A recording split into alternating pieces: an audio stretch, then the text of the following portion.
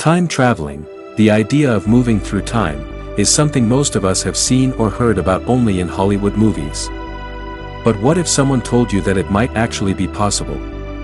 Let's explore 5 ways through which time travel could, in theory, become a reality.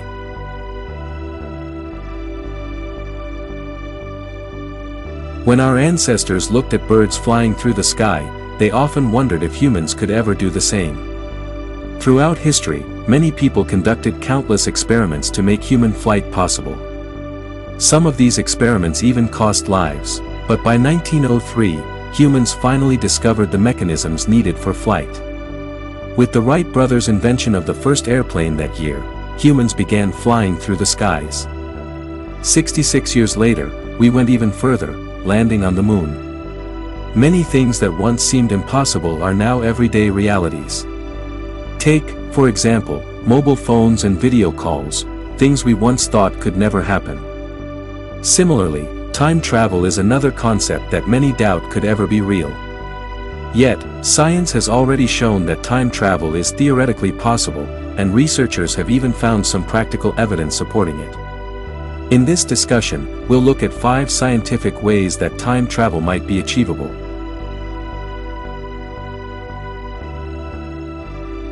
The first is speed. According to Albert Einstein's theory of special relativity, time travel becomes possible when one moves at very high speeds, close to the speed of light. When an object travels at such speeds, time passes differently for the person inside the vehicle compared to someone standing still on Earth. This phenomenon is called time dilation. The faster you travel, the slower time moves for you. This is not just theory, it has been proven experimentally. Scientists once placed 3 atomic clocks. One remained on Earth, while the other 2 were put on airplanes flying in opposite directions around the planet.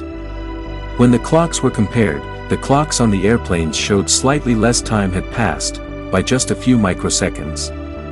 This confirmed that time does indeed slow down when moving at high speeds. If we could travel at 90% of the speed of light, time would move about 2.5 times slower for us compared to those on Earth.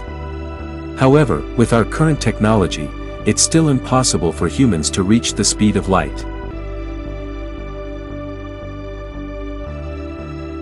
The second possible method involves gravity. Einstein's general theory of relativity tells us that the stronger the gravitational field, the slower time passes. For example, near the Earth's core, where gravity is strongest, time would pass more slowly than at the surface. So, for someone standing near the core, a single second might equal months or even years on the surface.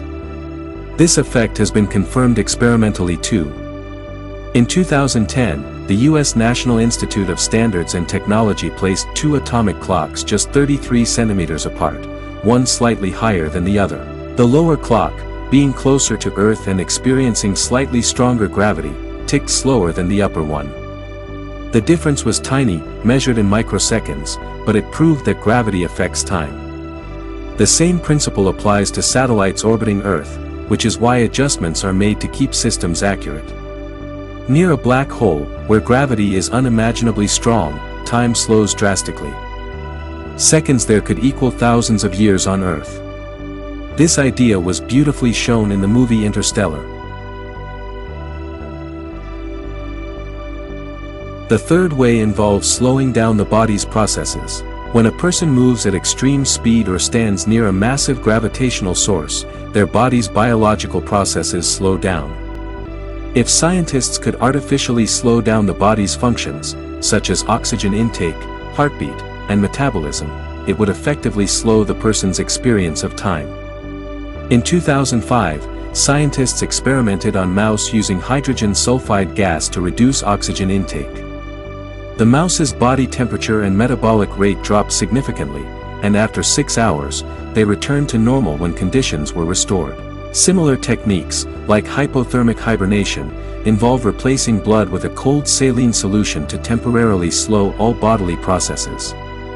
This has been successfully tested on animals like pigs, and human trials are being prepared. By slowing down the body's functions, we could, in essence, achieve biological time travel.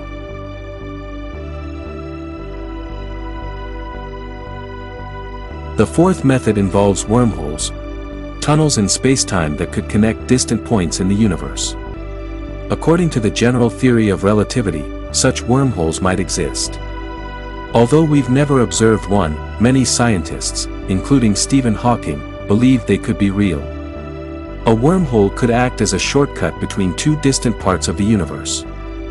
If humans could travel through such a tunnel, we might be able to move not only through space but also through time.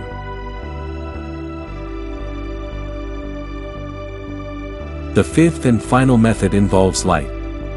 Some scientists, such as American physicist Ronald Mallet, suggest that by using light, we could bend spacetime itself.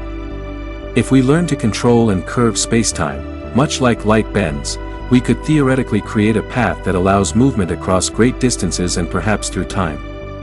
When we look at stars or planets millions of light years away, we're actually seeing light that left them millions of years ago. In other words, we're looking into their past. If we could reach those distant worlds instantly, we would be seeing their present, effectively traveling through time. So, can we really stop time or travel through time? For now, it remains a mystery, and there are still many doubts. But given how many things once thought impossible have already become part of our lives, there's every reason to believe that time travel too could one day be possible.